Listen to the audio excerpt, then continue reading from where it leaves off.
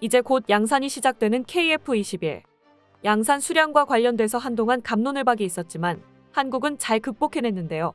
덕분에 당장 내년부터는 KF-21이 대량 생산되어 일선 부대 배치도 단계적으로 이루어질 예정입니다. 이처럼 KF-21 프로젝트는 순항하고 있는데 역시 못내 아쉬운 점도 굳이 꼽자면 있는 게 사실이죠. 대표적으로는 핵심 부품의 국산화 문제가 있습니다.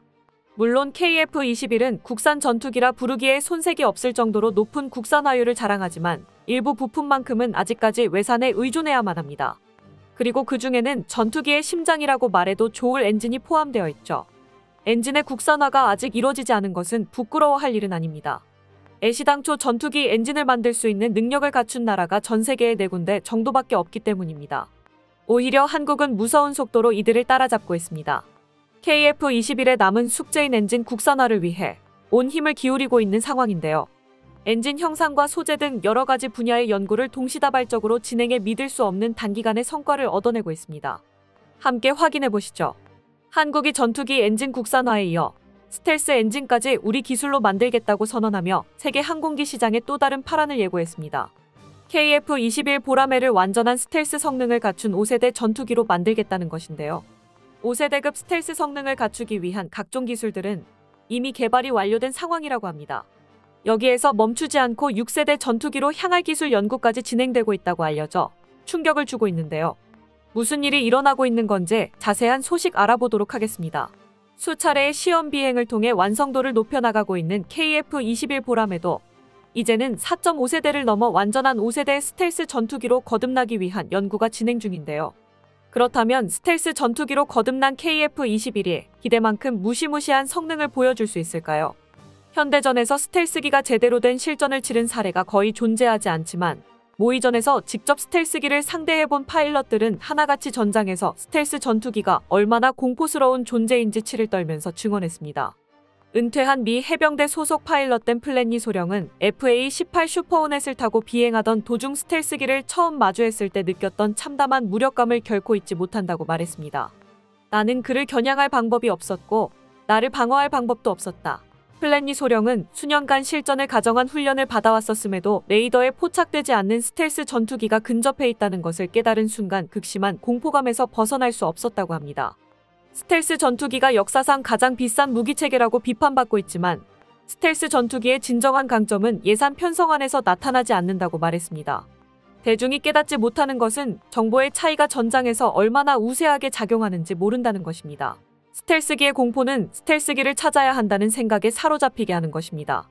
모든 레이더와 통신망이 스텔스 전투기를 찾기 위해 동원되고 파일럿과 지휘부는 보이지 않는 적으로 인해 패닉 상태에 빠집니다. 스텔스 전투기 하나로 전선이 완전히 붕괴되어 버릴 수도 있는 것이죠. 이처럼 스텔스기라는 새로운 무기체계는 전장에서 광범위하면서 파괴적인 위력을 발휘합니다. 그렇기 때문에 한국군은 F-35A 스텔스 전투기를 도입했을 뿐만 아니라 KF-21 보라매가 완전한 스텔스 전투기가 될 것을 요구하고 있는 것이죠. 한화에어로스페이스 항공엔진 연구개발센터장 강석철 상무는 한국의 스텔스 전투기 엔진 개발이 가능한가를 묻는 질문에 다음과 같이 답변했습니다. 스텔스기를 제작할 때 엔진 코어에 추가할 기능이 그렇게 많지 않습니다. 스텔스기의 엔진을 제작하기 위해선 엔진 자체보다는 전면에서 공기를 흡입하는 인테이크 덕트, 뒷면에서 배기가스를 배출하는 배기 덕트 부분의 스텔스 설계가 이루어져야 합니다. 인테이크 덕트의 경우 저피탐용 형상 설계와 특수 코팅을 통해 레이더 유효 반사 면적을 줄일 수 있습니다. 배기 덕트의 경우 엔진에서 내뿜어지는 배기가스의 온도가 문제가 되기 때문에 고온의 배기가스 온도를 낮추어 적외선 신호를 줄여야 합니다. 온도를 낮추기 위해 배기 덕트의 형상 설계 혹은 바이패스 믹서를 장착하게 됩니다. 현재 이러한 스텔스 형상 설계 연구가 완성 단계까지 진행되고 있습니다. 강석철 센터장은 스텔스 엔진 개발에 강한 자신감을 보였습니다. 대한민국의 국격과 안보를 위해서 항공 엔진 개발해야 합니다. 개발을 시작하면 반드시 짧은 시간 안에 빠르게 개발할 수 있습니다. 현재 스텔스 엔진을 제작하기 위해 기초 단계에서부터 기술 개발이 진행되고 있습니다. 문승욱 산업통상자원부 장관은 2022년 항공우주인 신년 인사회에서 관계부처와 제트기급 첨단 엔진 개발을 적극 검토하고 있다고 밝혔습니다. 우선 본격적인 제트기급 엔진 개발에 앞서 스텔스 무인기용 터보팬 엔진이 개발되고 있는데요. 본래 5,000파운드 추력을 목표로 계획되고 있었는데 현재 8,000에서 10,000파운드까지 목표 수치가 높아졌습니다. 개발 과정에서 우리의 기술 수준이면 출력을 높이는 것도 충분히 가능하다고 판단한 것이죠. 이는 현 단계에서도 FA50급의 엔진까지 제작이 가능하다는 것을 의미합니다. 완성 단계에 다다른 무인기 터보 엔진을 기반으로 엔진 계열화를 통해 무인기 FA50, KF21까지 동일한 국산 엔진을 장착할 것으로 예상되고 있습니다. 출력을 높인 엔진을 FA50에 KF21에는 2대의 엔진을 장착하는 것이죠. 이러한 엔진 계열화를 통해 비용을 절감하고 개발 시간을 단축할 수 있을 것으로 기대받고 있습니다. 그리고 현재 터보 엔진을 뛰어넘는 한 단계 고차원의 엔진 개발이 계획되어 있기도 합니다. 일반적인 터보 엔진은 압축기를 통해 압축된 공기를 연소시켜 발생한 고압 고온의 가스에너지로 터빈을 돌려 추력을 발생시킵니다. 반면 램제트 엔진은 압축기가 없이 고속 비행 시 발생하는 기압으로 공기를 압축하여 연소시킵니다. 마하 0.5 이하의 낮은 속도에서는 추력을 얻는데 별 도움이 되지 않지만 일단 비행체가 마하 2에서 4 정도에 도달하게 되면 효율이 극대화되고 대기권에서는 로켓보다 우수한 성능을 발휘할 수 있습니다. 때문에 대기권 안을 비행하는 미사일이나 고고도 전략정찰기 SR-71 블랙버드와 같은 특수한 비행체에 적용되어 왔는데요. 이를 전투기에 적용하기 위한 연구가 국내에서 진행되고 있다고 합니다. 현재 터보램제트용 초음속 터보 엔진을 개발하기 위한 요소 기술 연구가 한국항공우주연구원의 주도 아래 이루어지고 있는데요. 두 엔진의 장점만을 흡수하여 아음속부터 초음속 영역까지 최상의 열 효율을 발휘할 수 있을 것이라고 합니다. 완성된다면 5세대를 뛰어넘는 6세대 전투기로 도약할 수 있는 기술을 확보하게 되는 것이죠. 전투기의 스텔스 성능을 확보하기 위해서는 스텔스 엔진 설계와 함께 레이더 반사 면적을 줄이는 저피탐 설계가 핵심 과제입니다. 지금의 KF-21은 무장이 외부에 장착되어 있어 완전한 스텔스기라고 할 수 없습니다. 이를 보완하기 위해 KF-21의 내부 무장창 개발이 진행되고 있는데요. 하지만 내부 무장창 도입은 KF-21의 성능에 상당한 제한을 줄 수 있다는 문제점이 있습니다. 무장을 내부로 돌리게 되면 외부에 장착했을 때보다 무기 탑재량이 줄어들 수밖에 없고 연료 탑재량까지 줄어들어 작전 범위가 줄어들 수밖에 없다는 것이죠. 이러한 문제점에 고민을 거듭하고 있었는데 해결책이 상상도 못한 곳에서 나왔습니다. 현재 전투기의 동체에는 알루미늄 복합 소재가 사용되고 있습니다. 가볍고 튼튼하지만 금속재라는 한계에서 벗어날 수는 없었죠. 그런데 얼마 전 국내 기업이 탄소 복합 소재로 전투기의 대형 부품을 제작하는데 성공의 국산 전투기 개발에 새로운 지평을 열어주었습니다. 탄소 섬유 소재는 머리카락만큼 얇으면서도 강철의 수배에 달하는 강성으로 높은 강도와 가벼운 무게를 요구하는 자동차, 항공기 등의 소재로 주목받고 있지만 제작에 높은 수준의 기술력을 요구하고 있습니다. 현재 군사 강국들을 중심으로 탄소 섬유로 제작된 부품이 확대되고 있으며 대형 부품까지 일체형으로 개발되고 있는 상황에서 한국에서도 탄소 복합 소재 가공 기술을 확보하는 데 성공한 것인데요. 얼마 전 방위사업청과 코오롱 데크 컴포지트사가 민군기술 협력을 통해 T-50 훈련기의 개폐도어를 기존의 알루미늄 복합체가 아닌 경량 탄소 섬유 복합체로 개발하는 데 성공했다고 밝혔습니다. 코오롱은 민간용 항공기의 랜딩기어 개폐 장치를 복합 소재로 개발한 경험을 바탕으로 T-50 훈련기의 랜딩기어 개폐도어까지 탄소 복합 소재로 개발하는 데 성공했는데요. 이번에 개발된 개폐도어는 수미터에 달하는 대형 구조물입니다. 이전 알루미늄 소재로 제작되었을 때는 500개 이상의 부품이 필요했었지만 탄소 섬유 개폐도어는 단 90개의 부품으로 이루어져 항공기의 전체적인 무게를 크게 줄일 수 있었습니다. 뿐만 아니라 탄소 복합체를 통해 이 같은 대형 부품을 통으로 찍어내는 것이 가능한데요. 이를 통해 전투기의 대형 모듈을 하나의 부품처럼 만드는 데 성공한다면 전투기를 조립하는 데 금속 리벳을 사용할 필요가 없어집니다. 현재 전투기의 동체 조립 과정에서 쓰이는 특수 리벳은 개당 수십만 원이 넘으며 전량 미국에서 수입해오고 있습니다. 이 특수 리벳이 전투기 무게 중 15% 이상을 차지한다는 것을 고려한다면 더욱 효과적인 전투기 경량화가 가능해집니다. 그리고 줄어든 무게만큼 폭장량과 연료 탑재량을 늘려 작전 범위를 비약적으로 늘리는 게 가능해집니다. 복합 소재의 가공뿐만 아니라 원재료가 될 탄소 섬유의 공급 역시 매우 중요한 문제입니다. 현재 복합 소재 시장은 미국과 일본, 독일에서 독점하고 있는데요. 일본에서 한국에 대한 수출 규제를 시작한 이후 고성능 우주항공용 탄소 섬유의 자체 개발을 진행하고 있었습니다. 작년 9월 효성 첨단 소재에서 초고강도 특수 탄소 섬유를 개발하는 데 성공했다고 밝혔습니다. 이번에 개발한 H3065 탄소 섬유는 강도가 철보다 14배 이상 높고 기존 소재보다 훨씬 가벼우면서도 높은 탄성을 가지고 있습니다.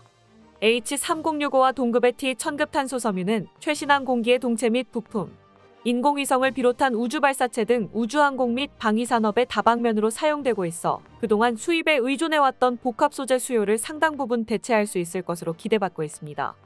KF-21 전투기의 시험 비행이 순조롭게 진행되고 있으며 완전한 스텔스 성능을 갖추기 위한 기술 연구도 완성 단계에 도달했습니다.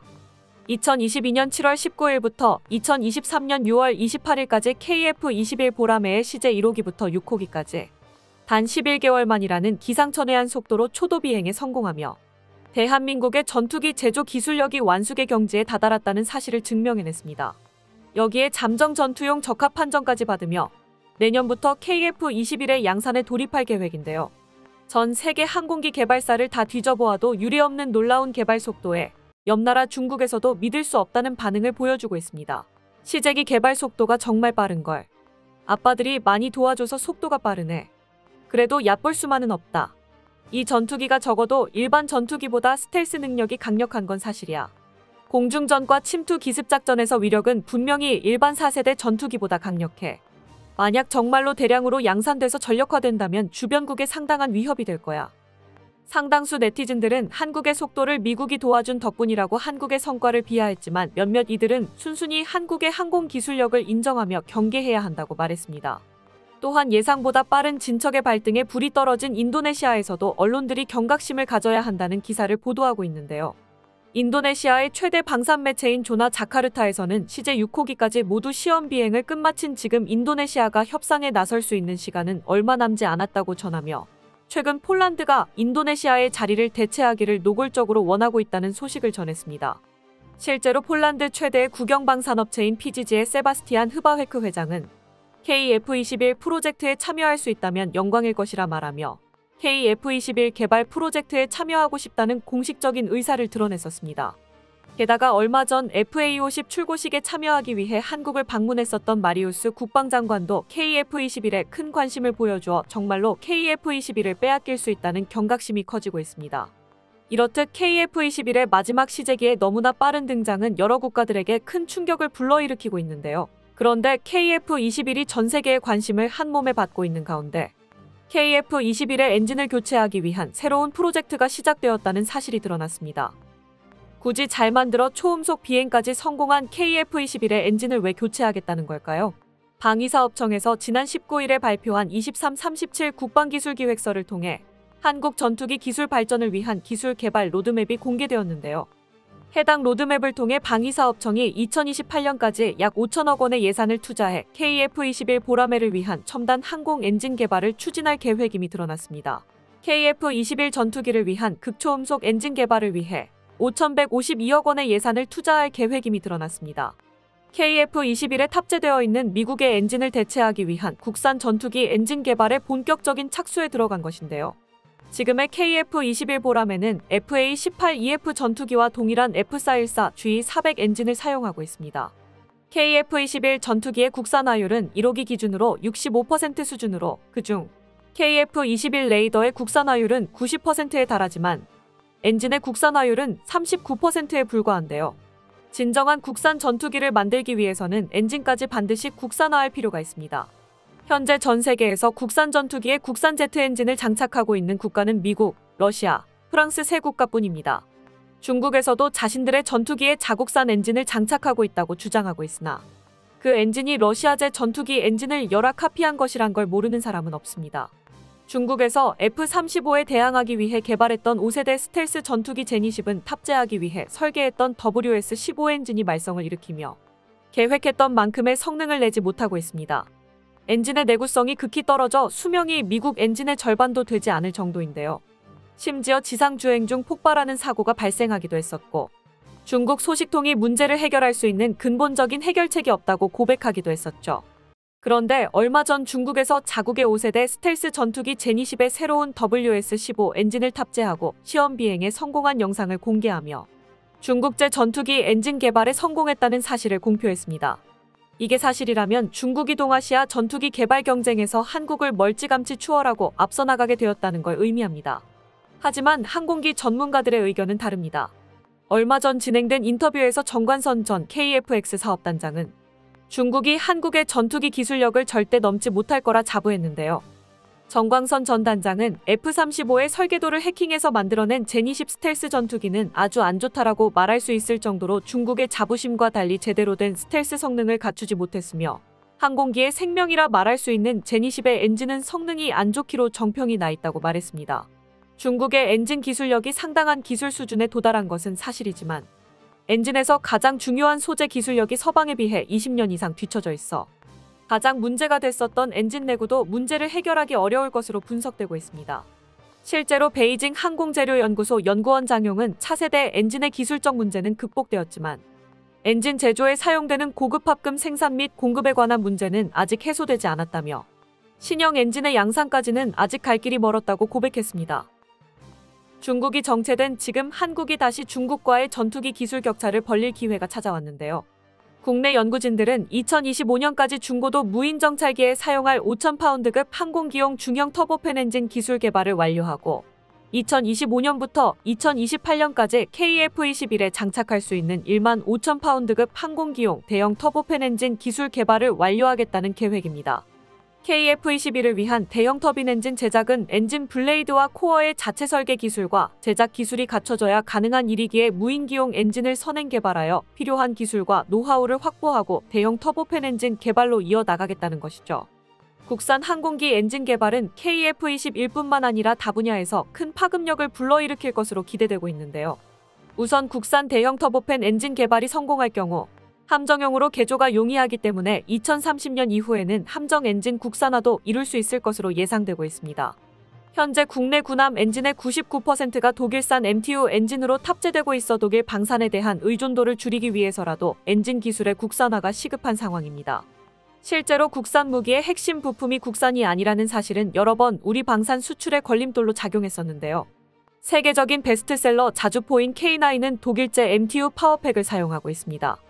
과거 아랍에미리트를 비롯해 여러 중동 지역 국가들의 K9 자주포에 수출을 타진했었고 중동 국가들도 뛰어난 성능을 증명해낸 K9의 도입을 원했기에 수출을 위한 협상이 진행됐었는데요.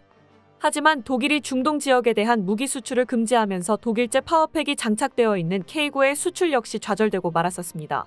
한 익명의 외교 소식통은 현재도 대한민국과 몇몇 나라들 사이에 K9 자주포 판매와 관련된 협상이 계속 중인 것으로 알려져 있지만 독일의 무기 금수 조치가 이들 간 거래를 마무리 짓는데 큰 걸림돌이 되고 있다고 전했습니다. 다시는 이런 일이 발생하지 않도록 만들기 위해 K9 자주포 역시 파워팩 국산화가 진행 중이며 1500마력에 달했던 K2 전차 파워팩보다는 1000마력의 K9 자주포의 파워팩 국산화가 훨씬 수월할 것으로 예상되고 있습니다. 또한 2028년까지 900억 달러 규모로 성장할 것으로 예상되는 세계 군함 시장에서 수출 저변을 빠르게 확대해 나가고 있는 국내 조선업체들에게 있어서도 국산 대형 터보팬 엔진 개발을 통한 국산 함정 엔진 개발은 세계 민간 조선 분야 1위를 지켜내고 있는 한국이 군함 분야에서도 마찬가지로 1위를 달성할 수 있는 원동력이 되어줄 것으로 기대받고 있습니다. KF-21 엔진 국산화까지 이루어지게 된다면 보라매가 전 세계에서 가장 수출 경쟁력이 높은 전투기가 될 수 있을 것으로 기대받고 있습니다. 물론 개발을 위한 인프라를 갖추고 연구를 진행하는데 천문학적인 비용이 들어가겠지만 성공만 한다면 막대한 보상이 보장되어 있습니다. 대한민국이 첨단 항공기 엔진을 개발하는 데 성공한다면 얻을 수 있는 경제적 부가가치는 약 9조 4천억 원으로 추정되고 있는데요. 현재 민간 항공 엔진 시장 규모는 약 3천조 원, 군수용 항공 엔진 시장은 약 3조 원으로 우리나라가 터보팬 시장 점유율을 1%만 가져오는 데 성공한다면 막대한 이익을 얻을 수 있다는 것이죠. 특히 이번 전쟁으로 실전성을 증명해낸 무인기 시장이 폭발적으로 증가할 것으로 예상되고 있어 무인기 터보팬 엔진부터 개발하려는 한국의 전략은 빠른 시일 내에 한국 항공기 업계에 큰 이익으로 돌아올 것으로 기대되고 있습니다. 다만 아직 극복해야 할 과제도 많은 상황인데요. 전투기 엔진 개발은 항공모함 개발에 맞먹는 고난이도의 연구 프로젝트로 막대한 비용과 연구 인력이 필요한 사업입니다. 특히 현재 한국의 항공기 엔진 연구 개발 인력은 전체 항공산업 연구 개발 인력의 5% 수준에 불과하기에 인력 육성이 시급한 상황이죠. 연구팀은 1차 목표로 항공 엔진 연구 개발 인력을 800명에서 1000명 수준으로 키우는 방안을 제시했습니다. 국산 전투기 엔진 개발은 막대한 비용이 드는 프로젝트인 만큼 기업과 정부의 투자는 물론 전 국민적인 지지가 뒷받침되어야 하는데요. 중국과 일본에서 자국산 항공기 엔진을 가지기 위해 막대한 예산을 쏟아붓고 있는 상황에서 한국만 당장 주머니 속 돈이 아까워 머뭇거리고만 있는다면 10년 후에는 절대 따라잡지 못할 수준으로 기술 격차가 벌어지고 말 것입니다. 세계 방산의 선두를 달리고 있는 한국이 앞으로 10년 뒤에도 최고의 자리를 지켜낼 수 있도록 정부 차원의 투자와 굳건한 지지가 필요한 시점입니다. 지난 8월 14일 미국의 저명한 국제정치 전문지 포린폴리시에 흥미로운 기사 한 편이 올라왔었습니다. KF-21의 등장으로 미국이 주도해왔던 전투기 시장을 잃을 위기에 처했다는 분석 기사였는데요. 해당 기사에서는 전 세계 전투기 시장에서 F-35를 통해 주도권을 가지고 있었던 미국이 새로운 경쟁자들의 출현으로 위기에 처했다고 주장했습니다. 2030년대 후반까지 세계 전투기 시장과 방산 시장은 오늘날보다 훨씬 더 세분화되고 미국의 지배력 역시 줄어들 것입니다. 각 나라들은 미국산 전투기에 영원히 의존하지 않을 것이며 변하는 시장에 적응하지 못한다면 미국은 세계 방위 시장에서 뒤처질 것입니다. 현재 미국이 세계 전투기 시장을 지배하고 있다는 것은 누구도 부정할 수 없는 사실입니다. 5세대 전투기 F-35를 대량으로 양산하고 수출까지 할 수 있는 국가는 오직 미국뿐이기에 5세대 전투기를 원하는 국가는 미국에 매달릴 수밖에 없는 처지였죠. 하지만 새로운 경쟁자들이 시장에 진출하면서 F-35는 더 이상 미국 방위산업의 미래를 책임질 수 없게 되었는데요. 포린폴리시는 냉전 이후 유일하게 신형 전투기 개발을 시작한 국가인 대한민국의 KF-21로 인해 각국이 차세대 전투기 개발 경쟁에 뛰어들며 미국의 지배구조가 무너질 위기에 처했다고 전했습니다. 누구도 성공할 거라 생각하지 않았던 대한민국의 KF-21이 성공적으로 마무리를 향해 달려가고 있자 튀르키예와 대만, 인도와 아랍에미리트까지 자체적으로 전투기를 개발하겠다고 나선 상황인데요. 여기에 상당한 기술력을 보유한 유럽 방산 기업들이 합류하며 미국의 지위가 위태로워지고 있는 상황입니다. 또한 포린폴리시는 한국이 전투기뿐만 아니라 훨씬 더 많은 분야에서 미국의 파이를 빼앗아 가고 있다고 경고했는데요. 지난 30년 동안 유일하게 방위산업 발전을 멈추지 않은 한국이 전투기뿐만 아니라 각종 군수품들을 국산화하더니 폴란드, 터키, 노르웨이, 인도네시아 등 여러 국가의 수백 대의 전차와 자주포를 수출하는 등 놀라운 성장세를 보여주며 미국이 주도하던 방산 시장에서 강력한 위협이 되고 있다고 평가했습니다. 그리고 한국의 KF-21은 미국 방산의 영향력이 얼마나 약해졌는지를 보여주는 증거라고 덧붙였는데요. 미국에서 KF-21 보라매에 대한 기술 이전을 지원한 덕분에 KF-21에 적용된 유일한 미국산 시스템은 제너럴 일렉트릭사의 F414 엔진뿐이라는 것이죠. 게다가 이 엔진조차도 빠른 속도로 국산화가 진행 중인데요. 얼마 전 방사청은 KF-21에 적용될 수 있는 1만 5천 파운드급 엔진을 2030년까지 개발 완료하겠다고 선언했는데요. 전문가들도 2040년쯤에나 가능할 것이라고 예상하고 있었던 엔진 국산화 일정을 10년이나 앞당기겠다는 것이죠. 현재 전 세계 항공기 엔진 시장은 미국의 제너럴 일렉트릭과 프렛 앤 휘트니, 영국의 롤스로이스 세계 회사가 70% 이상의 점유율을 차지하고 있는 상황입니다. 국내 기술로 만든 전투기 FA-50과 KF-21의 엔진 역시 미국산 엔진에서 벗어날 수 없었는데요. KF-21은 전투기 기술의 3분의 1을 차지하는 엔진이 미국산인 탓에 국산화율이 65%에서 더 오르지 못하고 있습니다. KF-21의 엔진을 제작하는 방위사업청과 한화에어로스페이스에서 엔진의 부품 국산화를 추진 중이나 핵심 기술을 제너럴 일렉트릭사에서 보유하고 있어 국산화율이 39%에 그친 상황이죠. 결국 완벽한 국산 전투기를 만들기 위해서는 우리 기술로 만든 국산 전투기 엔진이 필요하다는 결론에 도달한 방사청은 지난 2020년부터 5,500파운드급 엔진을 개발하고 있습니다. 낮은 체급의 엔진 개발로 무인기 엔진을 국산화하고 단계적으로 출력을 높여 FA-50과 KF-21에 적용할 수 있는 급의 엔진을 개발하겠다는 계획인 것인데요. 그런데 방사청에서 갑자기 2030년까지 1만 5천 파운드급 엔진 개발을 목표로 한다고 선언한 것에는 개발 과정에서 괄목할 만한 성취가 있었기 때문인 것으로 추정되고 있는데요. 항공기 엔진 기술은 극비 중에서도 극비인 기술이기에 상세한 내용은 공개되지 않았으나 그동안 터보팬 엔진의 핵심 기술 몇 가지 부분에서 놀라운 성취를 이루어냈었다는 소식이 전해졌었습니다. 또한 방사청이 목표로 하는 1만 5천 파운드급 엔진의 개발은 KF-21 엔진 국산화로 이어질 수 있는데요. 지난해 국방기술진흥연구소에서 발표한 첨단 항공엔진 국내 개발을 위한 제언이라는 제목의 보고서에 따르면 성능 개선 연구가 뒷받침된다면 1만 파운드급 엔진 개발도 가능한 일이며 1만 파운드급 엔진은 2만 5천 파운드급 엔진까지 확장이 가능하고 1만 5천 파운드급 엔진은 4만 파운드급 엔진 개발까지 노려볼 수 있다고 합니다. 최종적으로 미국의 F-35급 엔진을 목표로 하고 있다는 것이죠. 방사청 관계자는 KF-21을 성공적으로 개발하고 있는 대한민국의 방위산업 역량을 보았을 때 국산 엔진 개발도 성공할 것이라고 자신한다. 고 밝혔습니다. 완전한 스텔스 전투기가 되는 KF-21 블록3의 양산이 2030년대로 예정되어 있기에 국산 엔진을 탑재한 100% 국산 스텔스 전투기가 날아오르는 모습을 기대해보아도 될 것 같습니다. 이처럼 KF-21 국산화까지 순조로운 가운데 등장만 한다면 세계 전투기 시장에 돌풍을 몰고 올 수 있을 것 같은데요. 그런데 얼마 전 한 국내 언론을 통해 KF-21의 전망이 부정적이라는 기사가 보도되어 논란이 되고 있습니다. 바로 국산 전투기 KF-21의 가격이 F-35보다 비싸질 수 있다는 것인데요. 지난달 방사청에서 국방연구원의 사업타당 성검토용으로 제출한 자료에 따르면 KF-21 한 대당 가격은 880억 원에 달한다고 합니다. 예상했던 것보다 높지만 이는 감안했던 범위의 가격 상승이었는데요. 하지만 해당 기사에서는 KF-21의 가격은 올라가는데 미국의 F-35 전투기의 가격은 빠르게 급감하고 있다는 점이 문제라고 지적했습니다. 보도에 따르면 대당 1억 달러 이상이었던 F-35가 지난해 7천만 달러대에 안착했으며 올해 내로 6천만 달러까지 가격이 인하될 수 있다고 하는데요. 이렇게 되면 F-35보다 KF-21의 가격이 비싸질 수 있어 공군의 KF-21 도입 계획에 문제가 생기는 것은 물론 저렴한 가격으로 세계 전투기 시장을 공략하려 했던 계획도 물거품으로 돌아가게 됩니다. 하지만 해당 기사에는 세 가지 중대한 문제점이 있었습니다. 첫 번째는 KF-21이 아직 양산되지 않은 전투기라는 점입니다. F-35 전투기 역시 첫 양산에 들어갔을 당시 대당 기체 가격이 2억 달러가 훌쩍 넘었었으나 이후 생산 공정 안정화와 대량 생산을 통한 규모의 경제로 단가를 낮출 수 있었는데요. 그동안 수많은 전투기를 개발하고 양산해왔었던 미국에서조차 이러했었는데 이제 첫 번째 초음속 전투기를 양산하는 한국의 초도 생산 가격이 비싸다고 트집을 잡는 것은 너무 엄격한 잣대라고 할 수 있습니다.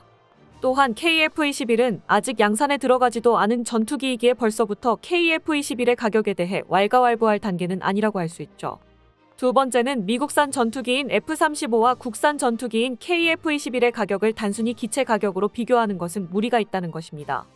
미국에 지속적으로 정비를 위한 비용을 지출해야 하고 무장조차 마음대로 선택하지 못하는 F-35와 막대한 경제적, 기술적 파생 효과를 불러올 수 있는 KF-21의 가격을 1대1로 비교하는 것은 다소 억지스러운 분석인데요. 현재 KF-21의 개발과 생산에 참여한 국내 업체만 700여 곳에 달하며 무기체계연구원의 발표에 따르면 KF-21로 인한 생산 유발 효과는 24조 원에 달하며 기술 파급 효과는 49조 원에 달할 것으로 예상되고 있습니다. 또한 개발 과정에서 1만 명의 고용 창출 효과가 발생했고 KF-21의 본격적인 양산에 돌입하게 된다면 10만 명에 달하는 추가 고용이 발생할 것으로 기대받고 있습니다. 이처럼 국산 무기 개발의 효과는 단순히 기체 가격만으로 판단할 수 없는 부분입니다. 그리고 마지막 세 번째 F-35의 가격이 6천만 달러까지 떨어질 수 있다는 주장이 사실이 아닐 수 있다는 것입니다. 해당 기사에서 언급한 F-35 가격에 대한 정보의 출처를 찾다 보니 지난 1월 미국의 항공우주군 협회의 발행지에서 보도한 기사에서 일치하는 자료를 확인할 수 있었는데요. 해당 기사에서 국내 언론의 주장대로 올해 F-35의 가격이 7천만 달러까지 떨어졌다는 사실을 확인할 수 있었습니다. 문제는 이 가격이 F-35의 엔진을 제외한 가격이었다는 점입니다. 해당 기사에서는 F-35에 F-135 엔진이 없는 경우 전투기 한 대당 평균 가격이 약 7,500만 달러라고 전했는데요. 전투기의 엔진이 일반적으로 기체 가격의 3분의 1을 차지한다는 것을 고려했을 때 F-35의 가격은 여전히 1억 달러 선에 머무르고 있다고 추정해 볼 수 있습니다. 즉, KF-21의 가격이 상승했어도 여전히 F-35가 훨씬 비싼 전투기라는 사실은 변하지 않았다는 것이죠. 게다가 해당 기사에서는 F-35의 가격이 하락할 것이라는 국내 언론의 주장과 다르게 인플레이션과 판매량 감소로 인해 F-35의 대당 가격이 상승할 것이라고 전망하기도 했습니다. 이처럼 KF-21가 여전히 높은 시장성을 가진 차세대 전투기라는 사실을 확인할 수 있었으며 만약 정말로 F-35보다 비싸진다고 해도 KF-21 전투기 양산은 반드시 이루어져야 하는 사업입니다. 또한 국내 언론의 우려와는 다르게 미국에서 가장 고평가하고 있는 차세대 전투기가 KF-21이기도 한데요. 미국의 외교 안보 전문지 더 내셔널 인터레스트의 국방 편집장이자 저명한 군사 전문가인 크리스 오스본은 지난 8월 13일 미 군사 전문 매체 워리어 메이븐의 한국이 최초의 국산 스텔스 전투기 KF-21 보라매로 앞서 나가고 있다는 사설을 기고했는데요. 크리스 오스본은 KF-21을 통해 대한민국이 5세대 전투기를 제조할 수 있는 능력을 증명해냈으며 KF-21은 뛰어난 능력을 가진 강력한 무기체계로 중국의 태평양 진출을 막는 가장 위협적인 무기라고 평가했습니다. 대한민국의 항공기술력이 또 한 번 큰 걸음으로 전진할 준비를 하고 있다는 소식이 전해졌습니다. 국산 초음속 전투기 KF-21 보라매가 4.5세대 전투기를 넘어 5세대, 6세대 전투기로 나아가기 위해서 선행되어야 할 가장 중요한 과제가 바로 국산 항공기 엔진 개발이라고 할 수 있는데요. 항공기 엔진은 현대 공학기술의 정수라고 할 수 있는 분야기에 최첨단 항공 엔진을 개발할 수 있는 능력을 가진 국가는 전 세계에서도 손에 꼽을 정도입니다. 최근 한국이 FA-50과 KF-21로 놀라운 성취를 거두었다고 하나 항공기 개발에 있어선 후발주자인 만큼 국산 엔진 개발까지는 상당한 시간이 걸릴 것으로 예상되고 있었는데요. 그런데 최근 국산 항공기 엔진 개발에 놀라운 진척을 이루어냈다는 소식이 전해지며 대한민국 항공기술력을 10년 앞당길 수 있을 거라 기대받고 있다고 합니다. 오늘날 대부분의 전투기에서 사용되는 제트 엔진은 고온, 고압의 가스를 고속으로 분출시켜 발생하는 반작용으로 추진력을 얻는 방식의 엔진입니다. 뛰어난 성능과 신뢰성을 가지고 있어 전 세계 항공기 엔진의 표준으로 자리 잡은 방식인데요. 문제는 더욱 높은 성능의 제트 엔진은 그만큼 더 고온 고압의 가스를 분출하기 때문에 개발 난이도가 급상승하게 된다는 것입니다. 철이 녹는 점이 1400도 정도인 반면 4세대 전투기 엔진의 터빈 입고 온도는 1500도까지도 올라갈 수 있습니다. 일반적인 합금으로 만들었다간 엔진이 녹아내리기 십상이죠. 결국 엔진의 성능을 높일수록 온도 역시 비례해서 올라가기 때문에 이를 견뎌낼 수 있는 엔진 소재를 개발하는 것이 엔진 개발에 있어 가장 어려운 일인데요. 중국이 수십 년째 제대로 된 전투기 엔진을 만들지 못하고 고전하고 있는 것도 결국 기초적인 소재 공학 기술력이 부족하기 때문이죠. 국산 전투기 엔진 개발을 주도하고 있는 국방과학연구소에서도 개발의 어려움을 익히 알고 있었기에 우선 무인기에 적용할 1350켈빈급 엔진부터 개발을 시작했었습니다. 낮은 단계에서부터 순차적으로 엔진의 출력을 높여나가며 개발을 진행할 계획이었죠. 그런데 얼마 전 국내 가스터빈 엔진 기술의 권위자인 연세대학교 조형희 교수가 최근 매체와 진행한 인터뷰에서 놀라운 사실이 공개되었습니다. 바로 대한민국이 이미 1600켈빈급 엔진 시운전에 성공했으며 이를 넘어 1800켈빈급 엔진을 개발하고 있다는 것이었죠. 1600켈빈급 엔진이면 이미 FA-50의 F404 엔진을 국산화하기에 충분한 기술력을 갖추었다는 걸 의미하는데요. 1800켈빈급 엔진이라면 그냥 F414 엔진도 아닌 최신 개량형인 F414-22 엔진 수준인데요. F414-22 엔진은 미국의 주력 함재기인 FA-18 슈퍼호넷의 엔진인 F414에서 출력을 18%나 향상시킨 모델로 미국의 슈퍼호넷을 뛰어넘는 강력한 엔진을 KF-21이 갖출 수 있다는 것을 의미합니다. 조형희 교수는 이처럼 놀라운 진척을 이루어낼 수 있었던 데에는 최근 내열 부품 개발에 큰 진척이 있었기 때문이라고 설명했는데요. 소재만으로는 강철조차 녹여버릴 수 있는 제트 엔진의 열기를 감당하는 데 한계가 있기 때문에 열을 식히는 냉각 기술이 또 다른 핵심 기술이라고 할 수 있습니다. 엔진 부품이 고열에 녹아내는 것을 막기 위해 부품 사이사이에 냉각 공기를 흘려보내는 것인데요. 이외에도 부품 표면에 냉각 공기를 분사하는 막 냉각 기술도 개발되어 있습니다. 이러한 냉각 기술에 있어서는 우리나라 역시 높은 수준의 기술력을 갖추고 있지만 부품을 제작하는 데 있어 세라믹 코어 기술에 있어 한계를 가지고 있어 더욱 냉각 효율이 높은 부품을 제조하는 데 한계에 부딪혔었습니다. 그런데 최근 3D 금속 프린팅 공법을 통해 돌파구를 발견할 수 있었다고 하는데요. 제트 엔진에서 가장 강력한 열을 견뎌야 하는 터빈의 날, 블레이드 부품은 내부에 복잡한 공기 통로를 만들어 냉각하는 구조를 가지고 있는데요. 문제는 블레이드를 주조, 틀에 녹인 금속을 부어 만드는 방식으로 제작하고 있었기에 만들 수 있는 구조의 한계가 있었다는 점입니다. 그런데 여기에 최근 그 정밀성과 가공할 수 있는 재료의 폭이 넓어진 3D 프린팅으로 블레이드를 제작하는 방안을 연구하고 있습니다. 3D 프린팅 기술을 사용한다면 기존의 설계보다 훨씬 세밀하면서도 냉각 효율이 뛰어난 구조의 블레이드를 제작하는 게 가능한데요. 아직은 연구 단계이지만 시험 제작에서 충분한 가능성을 확인했으며 멀지 않아 3D 프린팅으로 제작된 국산 엔진을 볼 수 있게 될 것 같습니다. 국방과학연구소는 첨단 공학 기술을 통한 기술적 도약을 통해 미국제 엔진을 받아와서 사용하던 KF-21의 더 뛰어난 성능의 국산 엔진을 탑재하는 것을 목표로 하고 있습니다. 이처럼 놀라운 개발 속도를 보여주고 있는 데에는 국과연 연구진들의 노력과 함께 국내에서 뛰어난 기술력을 가진 업체들이 국산 엔진 개발 프로젝트에 한팔 거들어주고 있기 때문인데요.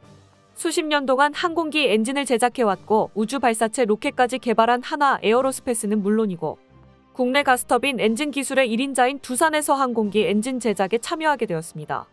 두산은 기계공학의 꽃이라고 할 수 있는 발전용 가스터빈을 세계에서 5번째로 개발하는 데 성공한 기술력을 기반으로 국과연에서 개발 중인 엔진의 핵심 고온 부품인 블레이드와 베인을 제작해 공급할 예정입니다.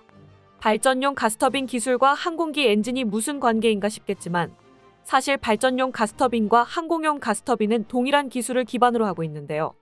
항공기 엔진과 마찬가지로 발전용 가스터빈 역시 고온, 고압을 견딜 수 있어야 합니다. 두산은 이러한 가스터빈 개발에서 세계적인 기술력을 인정받고 있는데요. 두산에서 개발한 국산 1호 가스터빈은 김포열병합 발전소에 적용하여 지난 8월부터 본격적인 상업 운전에 돌입하면서 국산 가스터빈 기술이 수위에 올랐다는 사실을 증명해냈습니다. 이러한 실적을 통해 해외 수출까지 추진하고 있는 상황이죠. 본래 KF-21의 엔진은 2037년까지 개발을 완료할 계획이었는데요. 여기에 필요한 1800켈빈급 엔진 기술이 2030년 초에 완성될 것으로 예상되고 있어 일정이 크게 앞당겨지게 될 것으로 기대되고 있습니다. KF-21에 이어 대한민국 최초의 국산 항공기 엔진까지도 순탄하게 진행되고 있는 반면 또 한 번 죽을 수며 한국을 부러운 눈으로 바라보고 있는 곳이 있는데요. 한국의 KF-21을 따라잡기 위해 자체적으로 5세대 전투기를 개발하겠다고 선언했었던 대만입니다. 자신만만해 보였던 대만이지만 모두가 예상했던 대로 개발에 착수하지도 못한 상황인데요. 지난 8월 27일 대만 국영방산업체 한샹항공 사장 마완주는 언론과의 인터뷰에서 대만에서 개발하고 있는 차세대 전투기의 국산화율 목표가 95%라고 호언장담을 했었는데요.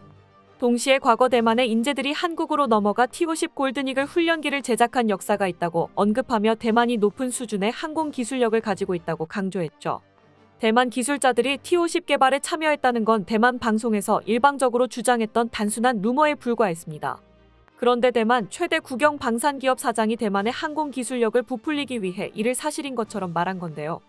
그런데 이런 호언장담과 다르게 대만의 항공 기술력이 10년 동안 진행해온 프로젝트 하나 제대로 완수하지 못하는 수준이라는 사실이 드러났습니다.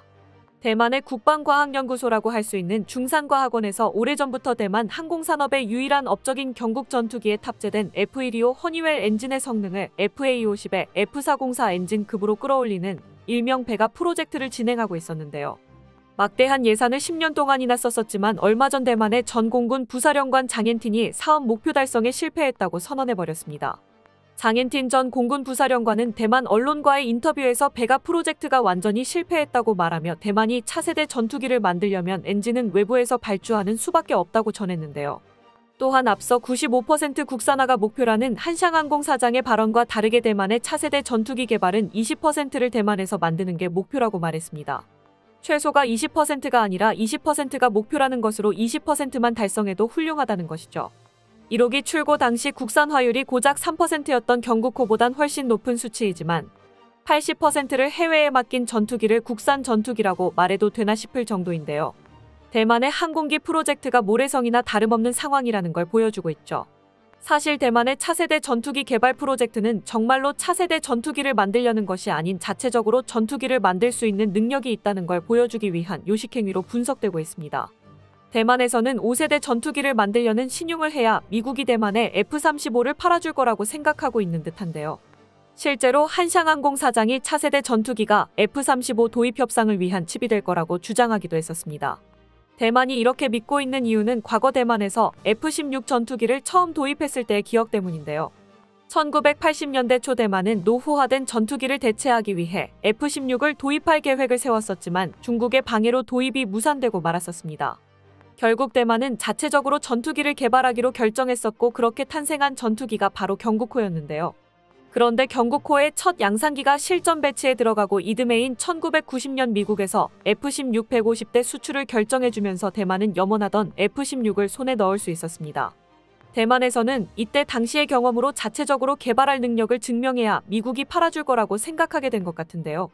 사실 미국이 전투기 판매를 허가한 건 단순히 정권이 바뀌어서 대중국 정책이 달라졌었기 때문이지 전문가들은 경국호의 개발이 큰 영향을 미쳤으리라고는 판단하고 있지 않습니다.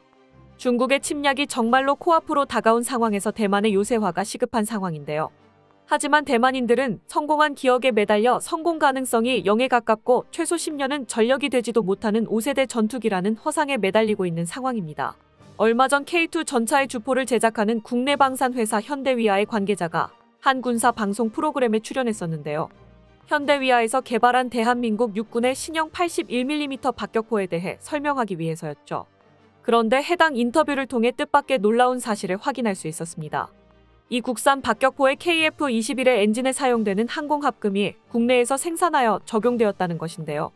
놀라운 것은 해당 합금이 국내에서 생산할 능력이 없어 그동안 전량 수입해왔었던 전략 물자였다는 점입니다.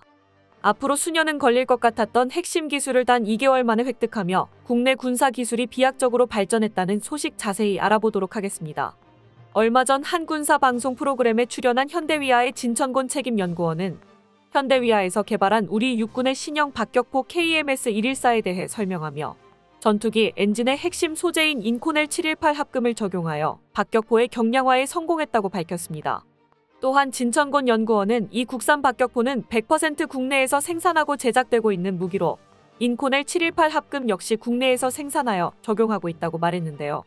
이 인코넬 718 합금은 주로 항공기나 미사일 엔진에 사용되는 소재로 국산 전투기 KF-21의 엔진의 핵심 소재 중 하나입니다. 니켈 크롬 합금인 인코넬은 높은 내열성을 가지고 있으며 부식에 대한 저항성이 높아 고열을 견뎌야 하는 항공기 엔진이나 발전기 터빈에 필수적으로 사용되고 있죠. 대표적으로 1500도 이상의 온도를 견뎌야 하는 제트 엔진의 엔진 블레이드가 이 인코넬 718 합금으로 제작되고 있습니다. 하지만 인코넬은 극소수의 국가들에서만 생산이 가능한 합금으로 우리나라에서는 미국에서 거의 전량을 수입해오고 있는 실정이기에 현재 진행되고 있는 국산 항공엔진 연구 개발의 걸림돌로 작용하고 있습니다. 특히 인코넬 718의 경우 항공기 엔진뿐만 아니라 극초음속 미사일의 램제트 엔진 등 군사적으로 폭넓게 사용되는 소재이기에 각 국가에서 전략 물자로 지정하고 있는데요. 이 때문에 해외에서 도입 시에도 수출 국가 정부의 허락을 필수적으로 받아야 하는 소재입니다. 이는 안정적인 공급이 필수적인 군사 무기의 소재로서 치명적인 문제점이죠. 때문에 한국에서는 국산 전투기 엔진 개발에 앞서 가장 우선시돼야 할 프로젝트가 이 인코넬 718과 같은 엔진 소재들의 국산화라고 판단했습니다. 때문에 지난 7월 한화에어로스페이스의 주도하에 터보팬 항공엔진용 인코넬 718 초내열 합금 개발 과제에 착수하기로 결정했었는데요. 그런데 그로부터 고작 2개월밖에 지나지 않았는데 소재의 국산화를 완료했다는 사실이 드러난 건데요. 이번 인코넬 718 국산화는 대한민국 항공우주 기술 발전에 지대한 영향을 미칠 것으로 기대받고 있습니다. 항공기 엔진을 개발함에 있어 가장 어려운 부분이라고 할 수 있는 것이 바로 엔진의 열을 견디는 소재를 제작하는 기술입니다. 특히 전투기용 제트 엔진은 연료를 연소시키며 고온고압의 불꽃을 내뿜기에 이를 엔진 부품이 견뎌낼 수 있도록 높은 내열성을 가진 소재로 제작되어야 하죠. 즉, 전투기 엔진의 성능은 해당 국가의 소재 기술력에 비례한다는 것으로 그동안 중국이 오랜 시간 전투기 엔진 개발에 매달리고 있음에도 내구성 문제를 해결하지 못하고 있는 것도 이 소재 기술력의 부족 때문입니다. 이번 국산화 기술로 현재 진행되고 있는 KF-21 엔진 국산화 연구가 더욱 가속화될 수 있을 것 같은데요. 얼마 전 방사청에서 본래 2040년을 목표로 예상하고 있었던 1만 5천 파운드급 항공기 엔진을 2030년까지 개발을 완료하겠다고 선언했었습니다. 이는 KF-21에 탑재되는 F414급 엔진인데요. 관계자에 따르면 항공기 엔진 제작과 관련한 중대한 기술적 발견이 있었기에 개발 일정을 확 앞당길 수 있었다고 하는데 그 기술이 바로 인코넬 718이었던 것이죠. 덕분에 100% 국산화가 완료된 KF-21을 좀 더 빨리 만날 수 있을 것 같습니다. 그리고 항공기 엔진과 함께 가시적인 발전을 이루어낼 수 있을 부분이 바로 램제트 엔진입니다. KF-21에 탑재되는 세계 최강의 중거리 공대공 미사일 미티어와 국내에서 개발하고 있는 한국형 극초음속 미사일들에는 기존의 제트 엔진보다 한층 발전한 램제트 엔진이 탑재되어 있습니다. KF-21에도 사용되는 일반적인 터보제트 엔진의 경우 엔진 내부에 압축기와 프로펠러와 같은 형태의 터빈을 가지고 있는데요. 압축기와 터빈을 통해 공기를 빨아들이고 압축한 후 연료와 섞어 고압으로 분사해 연소시키며 추진력을 얻는 것이 터보 엔진의 원리입니다. 반면 램제트 엔진은 일반적인 터보팬 엔진과 달리 압축기와 팬을 가지고 있지 않습니다. 다만 일정 속도 이상에 도달할 경우 앞에서 알아서 공기가 압축되어 엔진으로 들어오며 속도가 높아질수록 더욱 고압의 공기가 공급되게 됩니다. 이를 통해 기존의 엔진을 뛰어넘는 추진력을 발휘하여 터보 엔진의 한계를 넘는 마하 5에서 마하 10 이상의 극초음 속에 도달하는 것이 가능합니다. 국내에서도 당연히 램제트 엔진을 개발하기 위한 기술을 연구하고 있었으며 이 램제트 엔진에서 가장 중요한 핵심 부품인 엔진 노즐부를 인코넬 718 합금으로 개발하는 데 성공하기도 했습니다. 최고 2000켈빈까지 상승하는 램제트 엔진에 고온 고압의 열을 견뎌낼 수 있는 부품을 만들어내는 데 성공한 것이죠. 다만 이를 항공 우주용 부품으로 사용하기 위해서는 고도의 가공 기술을 연구 개발할 필요가 있었으나 소재 공급에 한계가 있었기에 추가적인 연구 개발에 지장이 있었습니다. 때문에 이번 인코넬 718의 국산화 성공이 더욱 뜻깊은 것인데요. 달려나갈 준비가 완료된 슈퍼카의 기름을 주유한 것이나 다름없는 상황이기 때문입니다. 덕분에 현재 국내에서 독침 무기로 개발하고 있는 한국형 극초음속 미사일의 개발에 가속이 붙을 것 같은데요. 21세기에 처음으로 등장한 게임 체인저 극초음속 미사일은 기존의 미사일로는 도달할 수 없는 영역인 마하 10 극초음속으로 비행하며 적의 심장을 노리는 미사일입니다. 특히 항공모함에 있어 위협적인 무기로 아무리 각종 이지스함이 항공모함을 호위하고 있더라도 극초음속 미사일 한 발의 항모가 격침당할 수도 있죠. 현재까지 극초음속 미사일 개발에 공식적으로 성공한 국가는 미국, 러시아, 중국뿐이지만 한국에서도 극초음속 미사일 개발을 위한 기반 기술들을 2000년대 초부터 개발해 왔었습니다. 그리고 2021년부터 KF-21에 장착하기 위해 공대지 극초음속 유도탄의 본격적인 개발에 착수했습니다. 일명 하이코어라 이름 붙은 한국형 극초음속 미사일은 극초음속 순항 미사일 방식의 미사일로 이를 위해 이중모드 스크램제트 엔진을 탑재할 계획입니다. 여기서 이중모드 스크램제트란 램제트와 스크램제트 엔진의 장점만을 적용한 이중램제트 엔진을 말하는 것인데요. 하나의 연소기로 아음 속에서는 램제트로, 초음 속에서는 스크램제트로 비행함으로써 연료 효율을 높여 최대 사정거리를 극대화하고 일반 미사일에서는 불가능한 변칙 기동을 가능하게 하는 현존하는 최고의 미사일 엔진 기술이라고 할 수 있습니다. 다만 이 이중램제트 엔진을 개발하기 위해서는 모드를 전환할 때 발생하는 막대한 압력을 감당할 소재가 필요했었는데요. 이번 인코넬 718의 국산화를 통해 더욱 견고한 소재를 개발할 수 있는 기술을 획득했을 것으로 기대받고 있습니다. 한국형 극초음속 미사일은 올 하반기 조립을 시작해 2024년에 시험 발사가 진행될 계획으로 전력화가 완료되는 2030년 KF-21은 아시아에서 가장 날카로운 독침을 단 전투기로 재탄생하게 될 예정입니다. 인코넬 718의 개발은 항공기, 미사일뿐만 아니라 여러 분야에서 폭넓게 적용될 수 있습니다. 터보팬 엔진과 같은 기술이 적용되는 발전기 터빈 역시 고성능 내열 합금을 필요로 하고 있으며 합금의 높은 강성과 가벼운 무게는 방산 분야에 적용되기에도 적합한 특성인데요. 앞서 현대위아에서 개발한 81mm 신형 박격포 KMS-114에도 포신의 인코넬 718이 적용된 대표적인 무기입니다. 박격포는 보병 단위에서 휴대용으로 운용할 수 있는 가장 강력한 화력 투사 수단인데요. 스텔스 전투기가 날아다니고 버튼 하나로 미사일을 쏠 수 있는 지금 시대에도 박격포의 전술적 효용성은 대체할 수가 없습니다. 하지만 휴대용이라고 해서 박격포가 가벼운 무기가 아니라는 사실은 군대를 다녀오셨을 분들이라면 잘 알고 계실 텐데요. 특히 81mm 박격포병은 육군 최악의 4대 보직이라고 불릴 정도였습니다. 하지만 항공 소재인 인코넬 718을 도입함으로써 이 신형 박격포는 무게를 20%까지 줄이고 포신을 늘려 사정거리를 4km에서 6km까지 늘리는 데 성공했습니다. 또한 새로운 소재를 통해 박격포의 지속 사격 시간을 대폭 늘릴 수 있었는데요. 이 81mm 박격포의 최대 발사 속도는 분당 30발입니다. 문제는 최대 발사 속도로 연속으로 사격할 경우 발생한 연료 포신 전체가 매우 뜨겁게 가열되게 된다는 것인데요. 이렇게 포신이 달구어진 상태에서 그대로 박격포탄을 집어넣게 된다면 연로 인해 장약이 발화되는 현상이 발생할 수 있습니다. 발사되기도 전에 박격포탄이 폭발하는 사고가 일어날 수도 있다는 것이죠.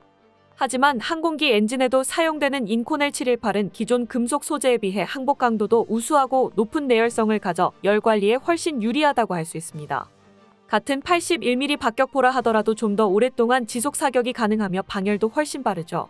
현대위아 연구원은 인코넬 718을 박격포 제작에 사용한 두 번째 이유라고 설명했습니다. 이처럼 새로운 소재 기술 한 가지가 등장하자 순식간에 각종 군사 기술로 파생되는 모습을 확인할 수 있었습니다. 재료공학과 같은 기초과학기술은 당장 쓸 데가 없어 보이더라도 거시적으로 보았을 때 국가의 힘을 키우는 걸음이 될 수 있습니다. 대한민국이 미국처럼 군사기술을 수출하는 위치에 올라서기 위해서는 이 같은 군사기술을 확보하는 것이 매우 중요한데요. 이는 우리가 기초과학에 대한 국가적인 투자를 아끼지 말아야 하는 이유이기도 하죠. 진정한 방산대국으로 향하는 길을 거침없이 그리고 똑바로 걸어가고 있는 대한민국. 대한민국 방산에 멈추지 않는 발전을 기원하며 새로운 소식으로 찾아뵙도록 하겠습니다. 끝까지 시청해주셔서 감사합니다. 도움이 되셨다면 좋아요를, 다른 이야기도 궁금하시면 구독을 눌러주세요.